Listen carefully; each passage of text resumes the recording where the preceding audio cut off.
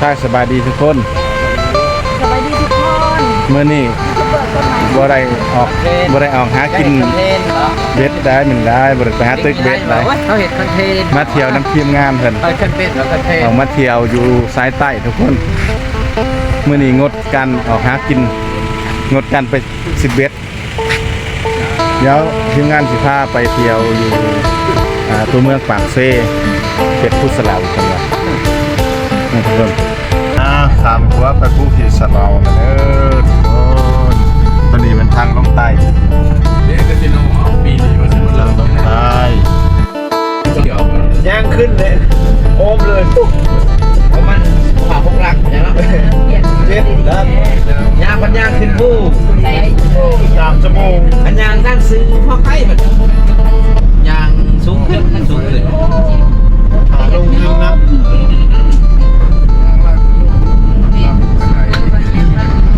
ย่างนัดขึ้นในการใกล้เนี่ยวันนี้พาทุกคนมาเที่ยวพุทธสลาวแขวงจำปาสักลงมาผักไต่วันนี้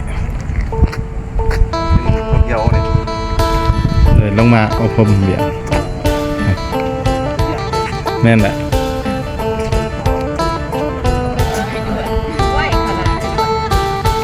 บรรยากาศทุกคนมาพร้อมทีมงาน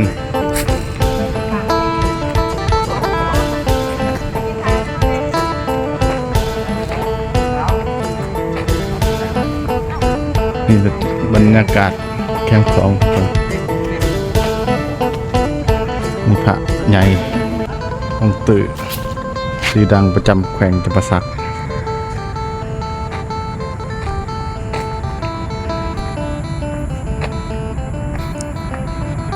บรรยากาศอยู่แคมป์ของทุกคน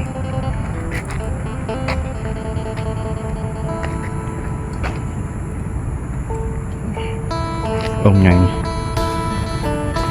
พระพุทธรูปองค์ใหญ่มหาศาลเลย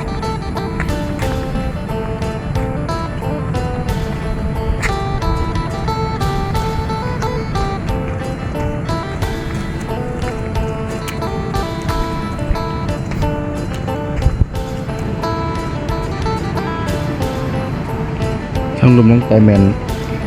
ตัวเมืองปากเซ่เนาะทุกคนของแขวงจำปาสัก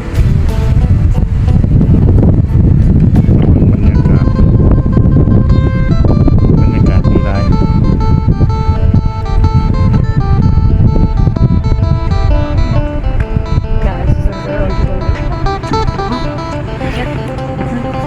เป็นแหล่งท่องเที่ยวแห่งหนึ่งของประเทศลาวที่มีนักท่องเที่ยวมาทุกมุมโลกเลยทุกคนทั้งต่างประเทศ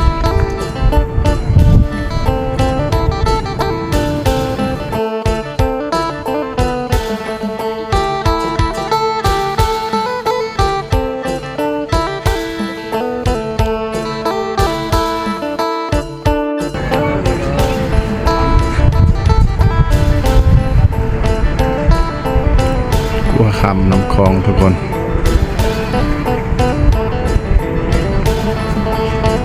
กัวคำน้ำคลองเมืองปากเซ่แขวงจำปาสักเป็นเมืองที่อุดมสมบูรณ์ใหญ่คำคลองมาทางนี้ก็ดินลาวเข้าคือกันเนาะดินของสปปลาวคือกันอยู่ภาคคลองเมืองนี้แรงสักการะบูชาเป็นพระองค์ใหญ่ที่พระพุทธศาสนาเฮานับถืออยู่แค่ฝั่งแม่น้ำคลองเป็นต้นนี่นักท่องเที่ยวทั้งภายในและต่างประเทศเนาะที่มาชมทิวทัศน์ธรรมชาติยามแรงบรรยากาศมันเชิญทุกคน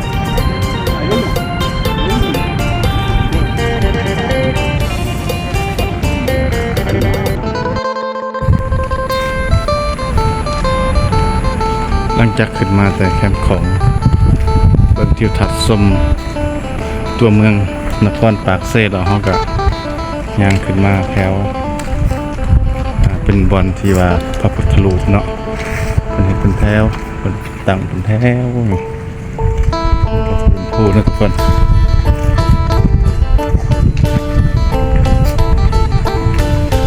นักท่องเที่ยวหลายเป็นบอนที่ติดอันดับหนึ่งของสปปลาวเขาเนาะนอกจากผู้สลาวแล้วก็ยังมีคอนทอเพลงนำต้นคอนดีพีเพิ่นว่าอยู่ทางไต่แต่ว่าจะห่างจากจุดนี้ไปประมาณอยู่200 กว่ากิโลนะครับทุกคนระหว่างคอนทอเพลง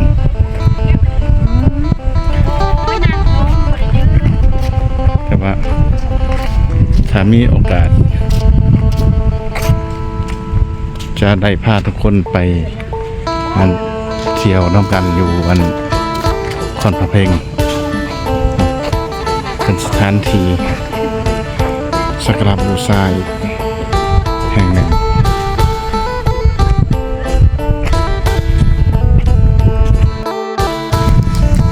มาอีกมุมหนึ่งทุกคนอีกมุมหนึ่งของการท่องเที่ยวอยู่เขตผู้สลาวทีมงานมาแบบนี่เป็นวิวอยู่ทางสวนผู้สลาวเป็นบอลชมวิวอีกอย่างหนึ่ง ไลฟ์สดบอล ทางหัวหน้า ไลฟ์สดก็หรือว่าวิดีโอ ทางหัวหน้าการท่องเที่ยวเพิ่นนำพาทีมงาน ไม่นี่นะ เป็นจุดชมวิวที่สวยงามหลายทุกคน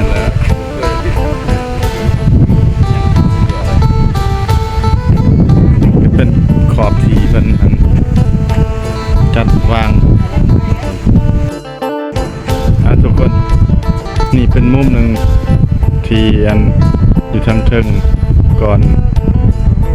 เขาขึ้นมาจากก่อนพระองค์ใหญ่องค์ตื่นนั้นเนาะเราจะเห็นมุมสวยๆงามๆของตัวเมืองปากเซเลย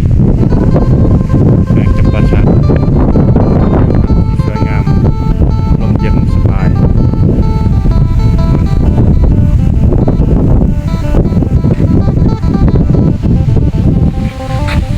เป็นบอนท่องเที่ยวนะทุกคนเนาะมันจะมีวัดอยู่ทางภูสลาวเนาะเพื่อนว่าวัดภูสลาวบ่เป็นวัดภูสลาวนะทุกคนเนาะสวยงามถ้าเห็นกับมาเที่ยวนี่เด้อทุกคนเด้อตัวเมืองปากเซเด้อแขวงจำปาสักภาพบรรยากาศยามแดงทุกคนกระเป๋าตึงขนาดนะได้เวลาสิกลับแล้วทุกคนขาดท่องเที่ยวเลยทุกคนเด้อมาท่องเที่ยวตัวเมืองปากเซแขวงจำปาสักมีแหล่งท่องเที่ยวหลายอย่างน้ำตรงตาดคอนทอเพลง คนนี้ก็นักท่องเที่ยววะนี่ ผู้สลาว คนนี้ก็นักท่องเที่ยวได้นี่ ทีมงานนำทีมการท่องเที่ยว แล้วคนนี้แล้ว ได้นะจบคลิปนะทุกคน